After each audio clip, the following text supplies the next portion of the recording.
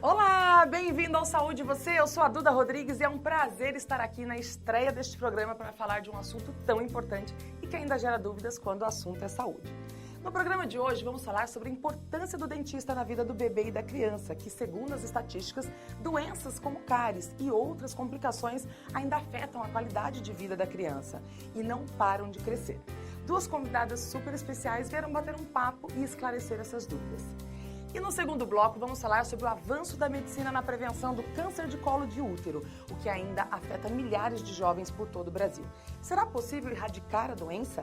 Nossa convidada médica oncologista e especialista no assunto. Seja bem-vindo ao Saúde Você.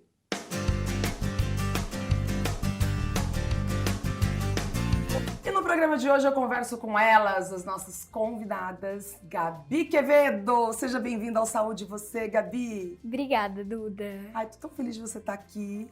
Ai, obrigada, eu também tô muito feliz. Depois você vai me contar que você quer ser atriz, a gente vai falar sobre você também, tá? Tá bom. E ela que tá sempre no Saúde Você estreando aqui na Band Vale, doutora Letícia Lemos. Tudo bem, doutora? Tudo bom, Duda? Seja Muito prazer. bem-vinda. É Sempre, né? É, Quantos anos? faz tempo, né, que a gente tá junto. Doutora Letícia é aqui do Vale do Paraíba, São José dos Campos, representando o Vale do Paraíba, ela é doutora em odontopediatria.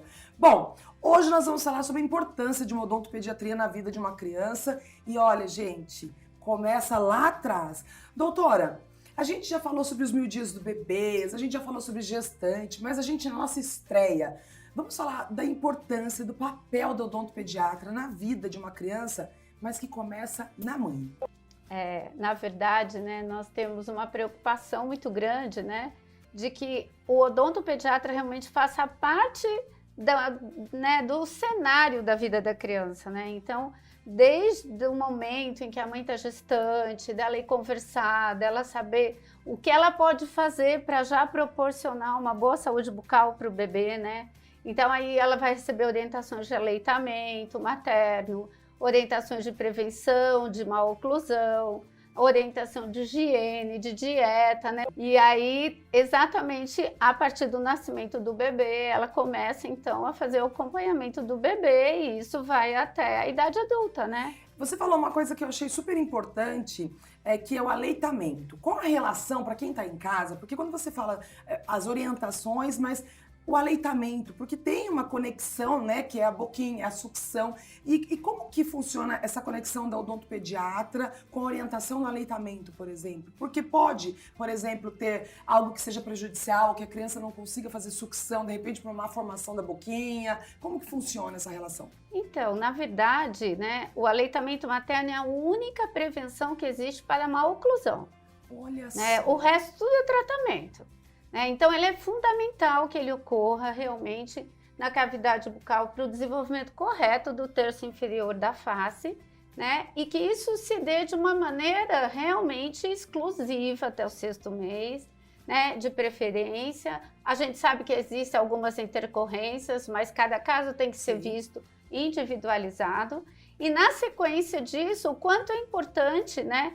Que a gente possa ver tudo o que pode, então, atrapalhar o aleitamento materno, né? Agora, uma pergunta, por exemplo, eu não amamentei, né? Como a senhora sabe, por causa do Covid, todo mundo sabe da minha história que me acompanha nas redes sociais, eu não pude amamentar.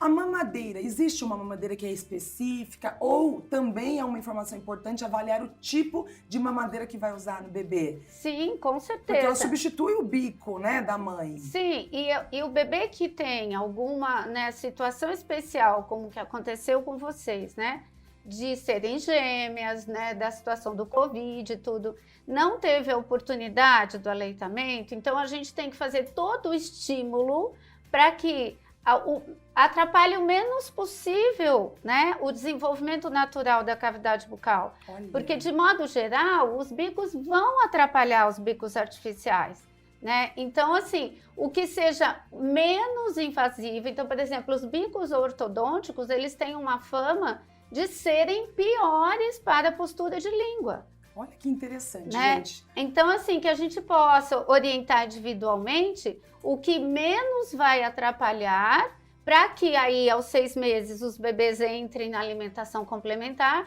e tenham um estímulo muito importante para esta mastigação. Gabi, você foi bebê de mamadeira ou você mamou no peito, você sabe? Não sei, Duda, mas... Ah, não, sei sim. Tô louca. Eu amo criança por isso. Enfim, eu sei que a maior parte eu... Mamou no peito. No peito, mas também mamei na mamadeira. Pouco, menos. Pouco? Você chupou chupeta? Uhum. Por bastante tempo. Por bastante tempo? Uhum. Então vamos aproveitar. Você tem perguntas também, né, Gabi? Tenho. Então vamos lá. Pergunta você primeiro que eu quero saber também da chupeta. Porque minhas bebês estão usando chupeta. Pode perguntar. Tá bom, então eu já vou perguntar sobre a Direto ao chupeta. assunto. Sim. Até que ano você acha que, tipo, até mais ou menos quantos anos você acha que, tipo assim, a gente pode usar chupeta? Boa. Então, na verdade, Gabi, não devia usar, né? Então, essa é a primeira informação importante, porque se chupeta realmente fosse importante, o bebê nascia com ela, né? Então, se não vem na boca do bebê, é uma coisa que a gente inventa de usar. De modo geral, os pais usam a chupeta muito mais como um calmante. É verdade. Né? E a calma? Ela chama pacifier, né, em inglês. Então, na verdade, ela tem essa função, só que, por outro lado, muitas das vezes é importante primeiro descobrir qual é o motivo do choro. E não só de diminuir o choro. E com isso, a gente também já usaria menos a chupeta. Né? Então, não assim, deixar a criança o tempo todo exatamente. Então, usar o mínimo possível quando não tiver jeito, quando acabar sendo uma escolha dos pais, e também remover o hábito quanto antes possível. Porque, na verdade, a partir de 1 ano e meio, nós começamos a ter o desenvolvimento, né, de alguns dentes posteriores que vão também ser muito prejudicados com a presença da chupeta. Então, o ideal é que a criança, a partir de 1 ano e meio, também não esteja mais usando a chupeta. Vamos aproveitar, Gabi, vamos aproveitar. O que mais que você quer saber? Essa pergunta eu queria saber. Criança pode fazer clareamento no dente? Isso é ótimo. No dente de leite não é indicado, né? Então, se o dentinho de leite às vezes está escuro, tem que saber qual o motivo que ele está escuro, para daí ver qual o tipo de tratamento mais adequado.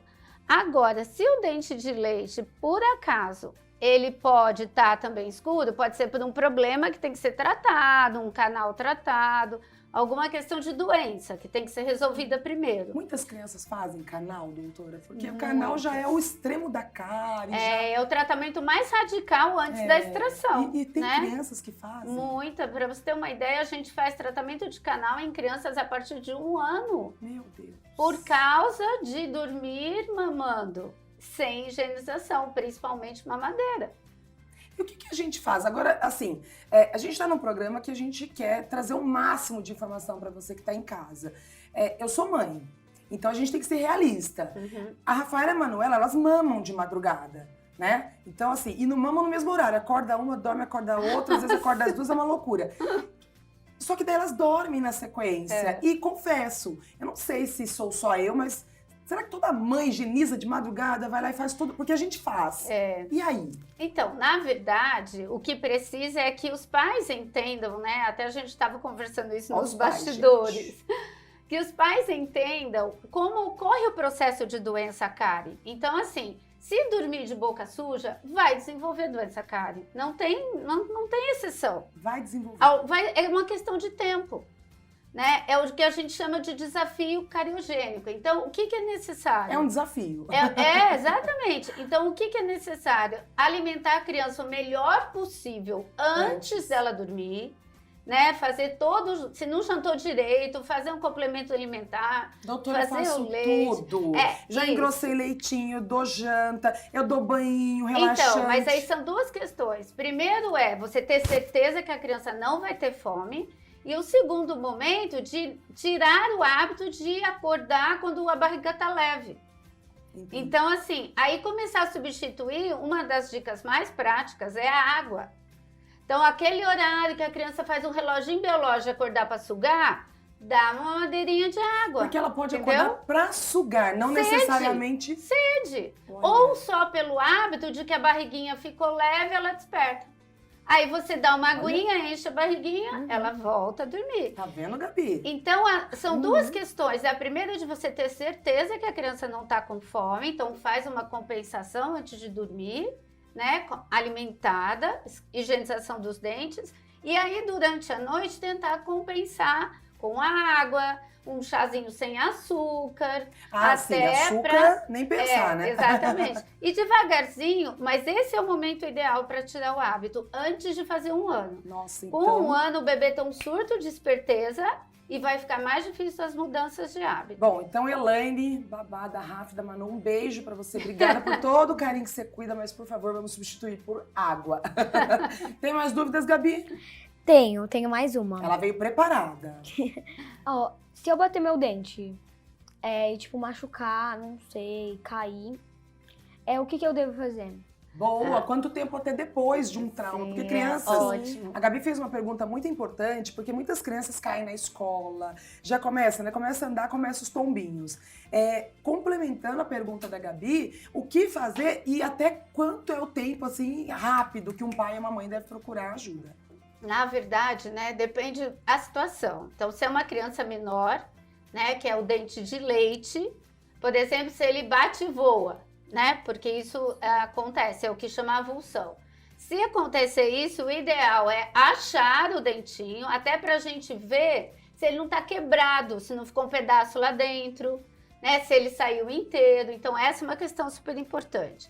Aí, procurar um atendimento odontológico, de preferência do odontopediatra, para causar menos trauma, no máximo em 2 horas. Então, assim, pega o dentinho onde você achou, coloca no potinho com leite, ou água, ou soro, né? Mas o leite é um produto ideal para carregar. Não esfrega, não limpa, pega do jeito que ele tá, e coloca e leva para o dentista. Olha! Né? Porque assim a gente vai poder, como profissional, ver exatamente as condições dele e da boca. No caso do dente de leite, a gente não põe de volta. Aí não a gente, põe de volta? No dente de leite, nunca, porque você pode empurrar o germe, né? A sementinha do permanente que está se formando, ele sai completamente de posição e ele nunca mais nascer. Então, não é indicado o reposicionamento do dente de leite. Mas é importante levar para o dentista ver em que condições que ele está. Tá? No caso se for um dente permanente, que nem você que já tem 10 anos, seria um permanente que ia quebrar ou voar e tal. Pega ele com cuidado do mesmo jeito, sempre pelo lado que aparece na boca, não pela raiz, né? O lado de dentro. Põe no potinho com leite, leva do jeito que tá, põe um gelinho na sua boca, onde bateu, né? E também, no máximo em 2 horas é o ideal, mas se não deu 2 horas, vai 2h30, vai 3 horas, vai o quanto antes. É que em 2 horas a gente tem um sucesso maior. Sim. Aí procura o odontopediatra, aí no caso do permanente a gente realmente reposiciona, aí o dentista vai limpar, vai colocar na posição e vai fazer uma fixação com um material de resina, alguma coisa, para esse dente ficar sendo acompanhado. Ver se ele volta a fixar na boca. Mas eu quero dizer uma coisa, Gabi, me conta uma coisa. Você quer ser apresentadora, atriz ou como filha de médicos, que a Gabi é filha de pai médico, mãe médica, aliás, 2 especialistas de São Paulo. Um beijo para vocês, doutora André e doutora Mariana. Agora me conta, o que você quer ser? Eu queria ser atriz, mas eu não sei bem de que, ainda tô me decidindo. Ah, você quer ser apresentadora agora? Ah, é legal também. Doutora, me diz uma coisa, com relação às substituições, tem alguma indicação que é feita na hora da consulta, por exemplo, mamadeira, essa consulta, até pra gente entender melhor, da gestante, tem alguma indicação de mamadeira, indicação de chupeta? Tudo tem que ser avaliado por um profissional? Isso garante uma melhor qualidade de saúde bucal da criança? Com certeza, né, Duda? Porque como nós dissemos, o ideal é o aleitamento materno. E dele, para a transição da alimentação complementar. A criança não precisa passar por bico de chupeta ou mamadeira em momento nenhum. Tá. Né? Aí, assim, quando ocorre, que é importante, porque foi a circunstância de vida que acabou levando aquilo. Sim. Então, assim, que a gente possa evitar os bicos mais prejudiciais para o formato da boca, que normalmente são os bicos que têm formato mais de bola. Isso é orientado no consultório, por exemplo? Exatamente. A primeira consulta de uma criança, o ideal é que ela seja durante o pré-natal, tá, né, do bebê. E se isso não ocorreu, que seja nos primeiros 6 meses de vida, o quanto antes possível, para que a gente possa exatamente orientar. Ah, não teve jeito, teve que entrar na chupeta e na mamadeira. O que é menos prejudicial para a criança? Então, toda essa questão associada à dieta sem açúcar. Eu pergunto porque, assim, nós conversamos sobre anatomia de chupeta, de bico, mas, assim, nem toda mãe, por exemplo, sabe que pode estar prejudicando o bebê se não souber o bico ideal, a mamadeira ideal, a chupeta ideal. Sim. Eu acompanho as crianças com uma consultoria e eu falo isso porque às vezes tem chá revelação, tem chá de bebê, tem isso, tem aquilo, e as mães recebem tantas coisas. Então é importante que mesmo aquele recebido, vocês que colocam às vezes até mamadeira na listinha, começar a tirar, né? Sim. Porque quem tá comprando não tem o conhecimento para de repente dar algo que vai fazer bem para criança. É ótima essa sua colocação. Escolhe fralda, escolhe pomada. O ideal, inclusive, é que veja com o profissional, né, o odontopediatra, as condições, a realidade daquela família, né? Então, o que vai acontecer, o que é possível. E aí, não, então vai ser necessário mesmo a introdução de mamadeira e chupeta? Qual o mais adequado para aquela realidade? Por exemplo, se é uma criança que de repente tem uma dificuldade respiratória, sabe assim? Então, qualquer coisinha pode ter uma indicação específica. É muito individualizada a orientação de saúde bucal. Só uma última pergunta para a gente encerrar, que a Gabi vai encerrar aqui junto comigo, que é o seguinte. Odontopediatra só vai no dentista quando o bebê tem dente?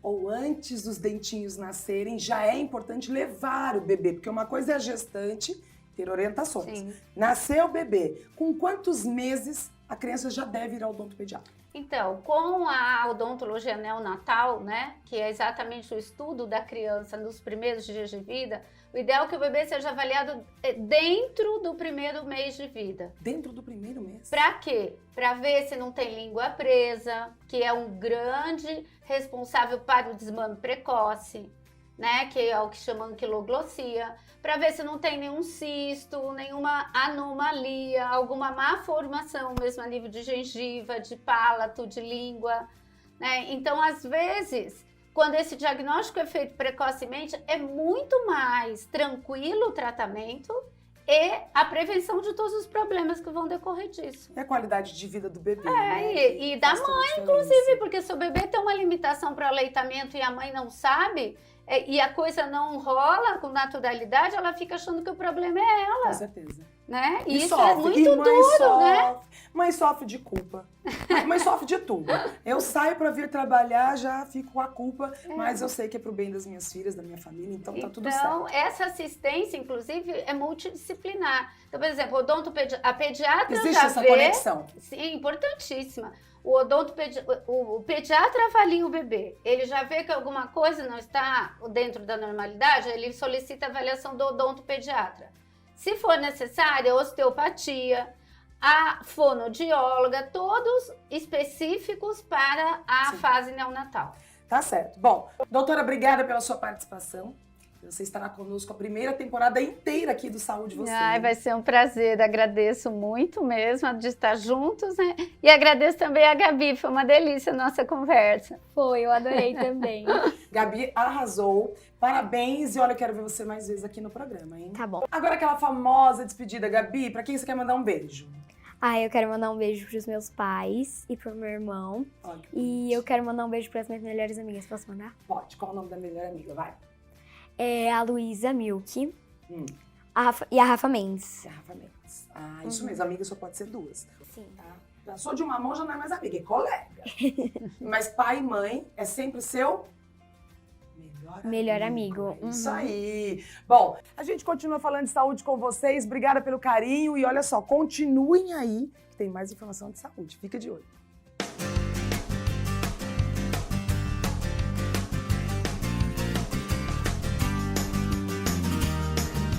Agora eu quero falar com você, mulher, que quer saber tudo sobre saúde feminina. Eu convidei uma especialista, a doutora Ana Carolina Falcão. Ela é especialista em tumores femininos. Tudo bem, doutora? Tudo bem, Duda. Muito obrigada pelo convite. Fico muito feliz em recebê-la aqui para falar de um tema importante e até reforçar para as mulheres que só pensam no Outubro Rosa, que também tem outros diagnósticos que são importantes, né, doutora? A gente acabou de sair do janeiro, né, o janeiro verde, que a gente fala da conscientização do câncer do colo do útero. Câncer de colo do útero. Então vamos falar sobre o câncer de colo do útero, entendendo até, é uma taxa muito grande de mulheres que têm esse tipo de câncer, doutora? Duda, olha, a gente tem hoje, né, esperado que esse ano a gente tenha 16 mil novos casos de câncer de colo de útero, sendo desses, no total das mulheres, mais ou menos 7 mil óbitos. Um pouco mais de 7 mil óbitos por ano. Isso são estatísticas, né, que obviamente os médicos trabalham sobre estatísticas, então é importante esses números, porque são novos casos, né, ou seja, são pessoas que ainda serão diagnosticadas, então você fica de olho, tem que fazer prevenção. Agora, para as pessoas entenderem como se origina um câncer de colo de útero. O câncer do colo do útero é basicamente formado pelo HPV. O HPV é um vírus, né, é um vírus extremamente comum na população. A gente pode colocar que, em média, 80% das pacientes vão ter contato com esse vírus, né? Então, em cima disso, a gente tem um estigma muito grande, né, em questão do câncer do colo do útero, porque é ocasionado por um vírus que é transmitido pela via sexual, mas a gente tem, se a gente colocar todos os HPVs que a gente considera como uma família, né? Dentro dessas famílias, a gente tem aqueles que são de alto risco. O de alto risco, que é o que vai formar o câncer do colo do útero. O baixo risco, que no caso é 16 e o 11, que é o mais conhecido, são os que vão fazer verrugas genitais. Agora é uma coisa interessante, né? Para vocês terem uma ideia, olha o que pode ocasionar a falta de cuidado no momento de uma relação sexual. Porque as pessoas falam só do HIV, né? Ah, tudo é o HIV, mas o HPV, ele pode te trazer complicações na saúde da mulher, principalmente originando um câncer de colo de útero. Então, mulheres, vamos tomar muito cuidado com a nossa saúde, que é muito importante. Agora, como que uma mulher, ela identifica, tem sintoma? Eu consigo ter alguma percepção em casa para falar, opa, preciso procurar um especialista? Quando a gente está falando do câncer propriamente dito, quando eles são iniciais, geralmente não tem sintomas. Eles são problema, né? completamente assintomáticos. E a partir do momento que ele vai evoluindo, os sintomas são basicamente dor na relação, sangramento pós a relação, algumas secreções que começaram a ficar um pouco mais fétida, um pouco mais abundante. E aí, conforme a evolução dos tumores mais avançados, a gente tem problemas graves, né? Uma dor pélvica crônica muito importante e algumas alterações renais e intestinais. Então, quando a gente descobre no início, provavelmente a gente descobre no exame do Papa Nicolau, porque senão vão começar a ter sintomas e aí já é uma coisa mais avançada que a gente consegue fazer no exame físico. Bom, você falou algo muito importante e eu sempre procuro ressaltar para você que está em casa o seguinte, a gente fala sobre prevenção, bem-estar e qualidade de vida aqui no programa. O Papa Nicolau, ele deve ser feito periodicamente de acordo com a orientação do seu ginecologista. Mas a doutora deu uma informação importante, que o câncer no estágio inicial ele é assintomático, ou seja, não espera sangrar, ter dor pélvica, acontecer tudo isso. Como se previne? Fazendo Papa Nicolau. Né? Como a gente pode falar de prevenção, né? A gente tem duas características quando a gente fala de prevenção. Prevenção primária, que eu acho que esse é o recado principal, sabe, Duda? Que é a vacinação. A vacinação? A prevenção primária a gente divide em dois aspectos. O uso do preservativo, sim, né? E a vacinação. A vacinação, se a gente pensar que o câncer do colo do útero é uma doença extremamente grave no país que a gente vive hoje, que é um país em subdesenvolvimento. Em países subdesenvolvidos tem maior número. E então, assim, é uma doença erradicável. A gente consegue pensar num futuro sem câncer do colo do útero. Então, vamos deixar assim, aqui um recado mais importante de tudo é pensar, os nossos filhos vão ser vacinados? A gente está seguindo a regra da vacinação? Porque você imagina, se eu falar para você assim, olha, eu tenho uma vacina que cura o câncer, você tomaria? Opa, A gente tem a vacina do HPV. Então, a gente precisa difundir isso, né? A Organização Mundial de Saúde convocou a gente, né, os especialistas, para que a gente trabalhasse em cima disso, para que em 2030 não tenhamos mais câncer do colo do útero no mundo. Importante isso. Né? Eu espero muito estar viva para que eu consiga... Estaremos! Acompanhar essa realidade, né? Que os nossos filhos não tenham Exatamente. contato, não conheçam o câncer do colo do útero. E nós que temos meninas, né? Exatamente. E para isso tem solução, é a vacinação. Agora, doutora, por exemplo, uma pessoa que não tomou a vacina na idade devida, eu, hoje, 43 anos quase, eu posso tomar a vacina? Pode. Então, isso é importante ressaltar, que você em qualquer momento da vida pode tomar a vacina. Assim, o que o SUS oferece, né, que é no calendário, são as meninas de 9 a 14 anos, os meninos de 11 a 14 anos, e aí foi estendido agora para os meninos até 26 anos, e as mulheres até 45 anos, aquelas que têm HIV, que têm imunodeficiência por neoplasia ou por algum transplante, essas são vacinadas pelo SUS. Mas tem inúmeros trabalhos mostrando que todas as mulheres até os 45 anos têm benefício de tomar a vacina. Olha que importante. Olha, informações importantes para você aqui no Saúde Você. Tem que ficar de olho aqui no Saúde Você na Band Vale. Agora, diagnóstico. Diagnosticou, como que trata um câncer de colo de útero? O que vai depender do tratamento é qual momento a gente diagnosticou, né? Tá. Porque todos os tumores com diagnóstico precoce são curáveis, né? A grande maioria. Então, assim, se a gente diagnosticou no estádio inicial, que a gente fala que são tumores até 4 centímetros, mas que são só do colo do útero, isso é cirurgia. Cirúrgico, não tem outra cirúrgico. alternativa. A cirurgia é tirar o útero, a gente tem um tecido que sustenta o útero, a gente tem que tirar esse tecido e tirar os linfonodos que são as ínguas. Esse é o tratamento do câncer do colo do útero inicial. A mulher fica sem possibilidade de engravidar.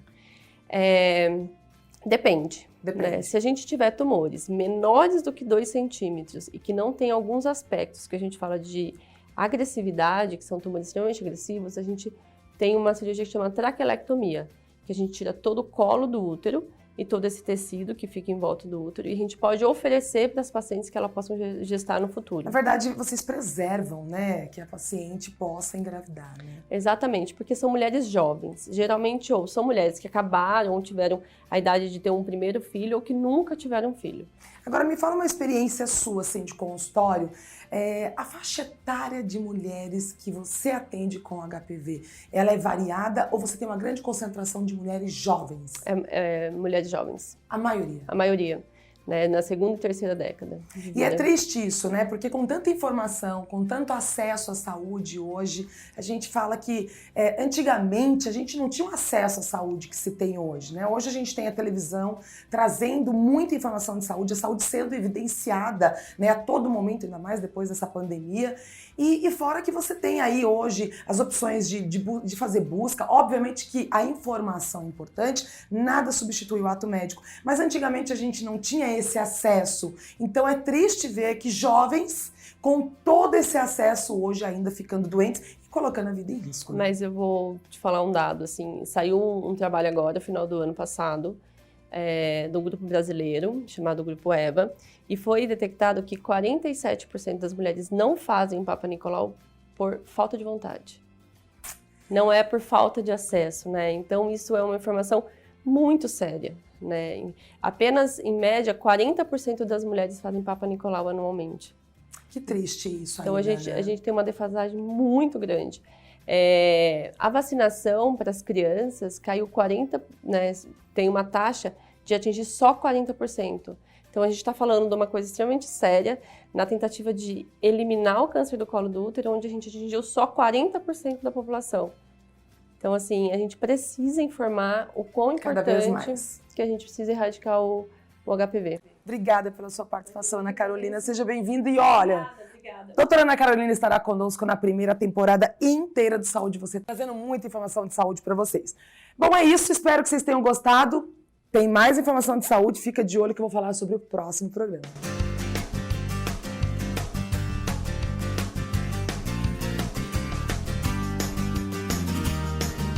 Gostaram do programa de hoje?